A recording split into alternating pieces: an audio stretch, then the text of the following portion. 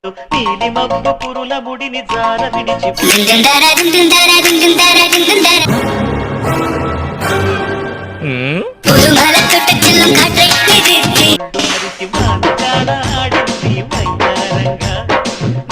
ஆடுறாங்க.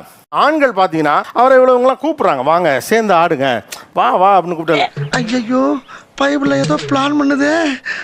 எனக்கு வந்து மேரேஜ் அப்போ வந்து டான்ஸ் ஆடணும் என் ஹஸ்பண்ட் அப்படின்ற மாதிரி தான் இருந்தது. சரித்தே ஆண்டியப்பா இவங்களுக்கு மத்தியில ஏன்டா என்னைய பெத்து விட்டு போயிட்ட, முடியலடா.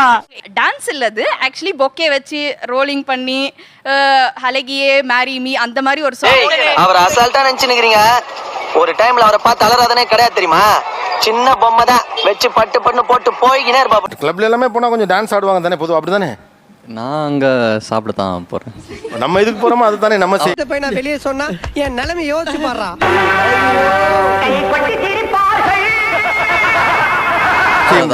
இப்போ லாஸ்ட் டைம் எங்க வெட்டிங்க்கு தான் ஆடணும். என்ன பாட்டு? நான் ஷாருக் ஃபேன், சோ அதனால கபி குஷி கபி கம்மு.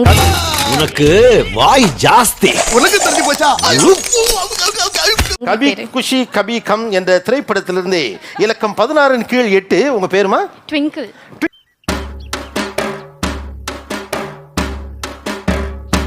கப்பிள்ஸா ரீல்ஸ் பண்ணலாம் நான் ஒரு நிறைய டைம் கூப்பிட்டுருக்கேன், வரமாட்டாரு. எங்க அப்பா ரொம்ப விவரமான பொண்ணா இருக்கு. ரொம்ப விவரமான பொண்ணு தான்.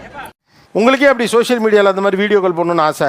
உன் ஹஸ்பண்ட் 2 பேர் கப்பிள்ஸ் நல்லா இருக்கு, நீங்க 2 பேரும் சேர்ந்து போட நல்லா இருக்குன்னு சொல்லுவாங்க. என்ன என்ன எழவி அது? நீங்க வேண்டாம் வேண்டாங்கிறீங்க. அவங்க ஃப்ரெண்ட்ஸ் நல்லா இருக்குன்னு சொல்றாங்க. என் ஃப்ரெண்ட்ஸ் வந்து சத்தியமா சரி வரல, மனசு கஷ்டப்படக்கூடாது சிரிச்சேன். ரீல்ஸ் பண்றதுக்கு கூப்பிடுவேன், வரமாட்டாங்க. சரி கூப்பிட்டு அழுத்து போய் நான் என் குழந்தையோட ஆட ஆரம்பிச்சிட்டேன். ஒண்ணு சொல்றேன் பாஸ், இந்த காதல் கல்யாணம் பயணம் பண்ற மாதிரி. காதல்ங்கிறது பஸ்ல போறது, பிடிக்கலன்னா இடையில இறங்கிடலாம். கல்யாணங்கிறது பிளைட்ல போற மாதிரி, பிடிக்கலன்னா இடையில எல்லாம் இறங்க முடியாது, தங்கு வேற அந்தரம். எங்க ட்ரை பண்ணுங்க சார், குத்து பாட்டு போடுங்க சார், நல்லா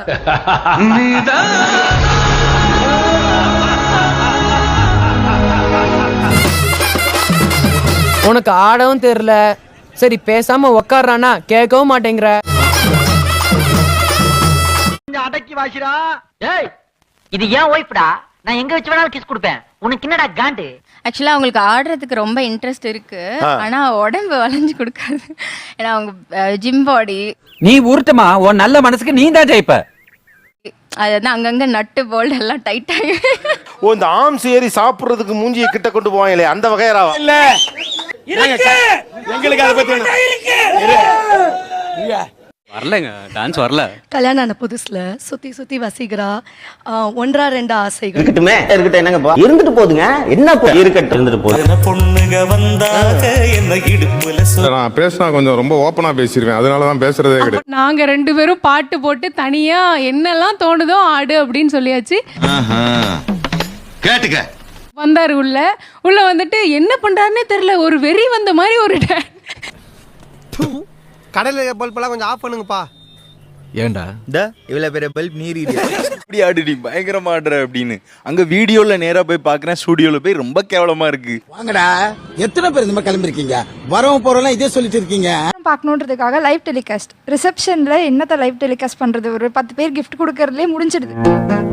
யோ நான் அழுதுருவேன், போயிடு. ஈவன் ஹனிமூனுக்கு நாங்க போயிருந்தப்ப கூட நான் அவருக்கு ஆடி காமிக்கிறேன் ரூம்ல. என்கிட்டயும் சொன்னானுவலே.